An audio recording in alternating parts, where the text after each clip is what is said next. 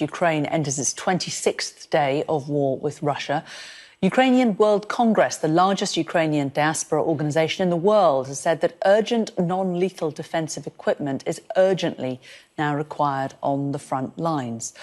Well, let's talk to the president of the Ukrainian World Congress, Paul Grod. And Paul, good to talk to you today. Thanks for joining us. Just explain, what is this non-lethal defensive equipment? So to start, you have today over 200,000 volunteer defenders of Ukraine. These are average citizens like you and me. They're professionals, they're factory workers that are basically taking up arms to defend their country against this Russian invasion.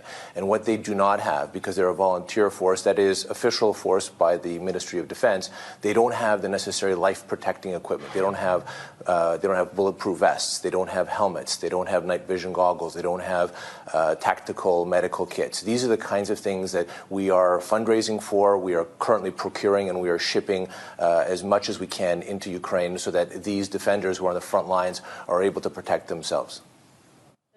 This is not equipment, military equipment that would breach, for example, any NATO guidelines. It's just simply equipment that protects people from harm. Correct. And so these are basically intended to allow these primarily, these are again, primarily volunteers to be able to protect themselves, to be able to return to their homes one day. I was at the border of Poland and Ukraine, and it was also in Ukraine, but meeting with the refugees that are coming across the border, mostly women with their children, they pleaded with me. They pleaded with other politicians that were on the border. There were a group of U.S. senators, and they said, please help our sons, our fathers, our husbands in Ukraine who are defending Ukraine. They need to be able to protect themselves so that they can defend their homelands, and so that hopefully one day we can return back to our homes. And that's why we're calling on the international community. We're calling on private citizens to help fund Unite with Ukraine. We're also calling on the governments to step up and help support these territorial defenders.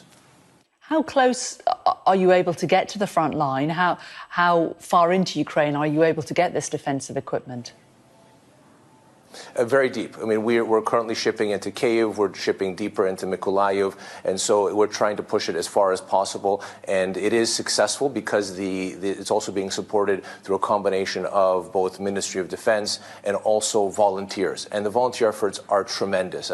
They're very passionate, people going back and forth with trucks from the border to pick up this equipment and take it right to the front lines where people need it. So it is effectively being deployed. And that's the great thing about this type of an initiative, because we have a broad network within Ukraine of both official and unofficial routes to be able to get it to the people on the front lines now, because they need it now. We can't talk about it. We have to deliver it today because they are literally being bombed, shelled, and shot at as we speak today.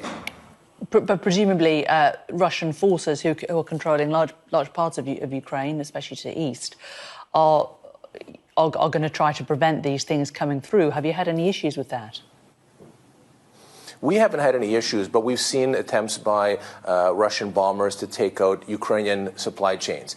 And we've seen that in Yavry, we've seen that in Lviv and other parts of Ukraine. What we are doing is quickly deploying. We're not storing it, we're not stockpiling it, we are getting it right to the people right away. We have warehouses in Eastern Europe that we're using to gather this stuff, but it's being quickly deployed right to the people that need it. Is there no concern that people who are wearing this kind of equipment, if they are, in these towns and in these cities that are being attacked by Russia, that it can almost make them more of a target, because in some senses it makes them appear more military than perhaps they actually are?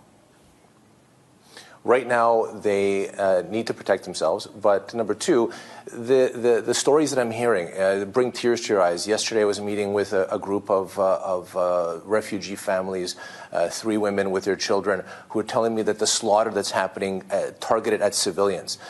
Bread lines. They came from the city of Chernihiv, which is just north of Kyiv, and the city's been encircled. And that the Russian soldiers are just relentlessly, brutally, genocidally, just shooting people randomly. And so there's no way to stop them. It's not like you can be a peaceful citizen and they won't attack you. She was telling me about their escape out of Chernihiv just a few days ago, and they were fortunate that the ground was frozen enough that they could drive through the fields, because if they would have went on the roads, they would have been basically targets, because Russian snipers are basically target practicing people as they drive down the streets of Ukraine. And so we need to be able to ensure that these people can go to the front lines, being able to fight and be able to protect themselves. Meanwhile, as we talk to you, we're seeing more and more people crossing the border from Ukraine into Poland. There, the Medica crossing that we're showing at the top of the screen. And Paul, you're saying you're dependent on donations, but what more would you like governments to do? Number one that we need the governments to do is we need them to close the skies. And I know that's been extremely politically sensitive, but the reality is there is a terror attack, an air terror attack that's happening right now, where cities are being bombed and leveled. And there's countless news stories, there's countless pictures of this happening, and they are just relentlessly destroying cities in order to force people to flee.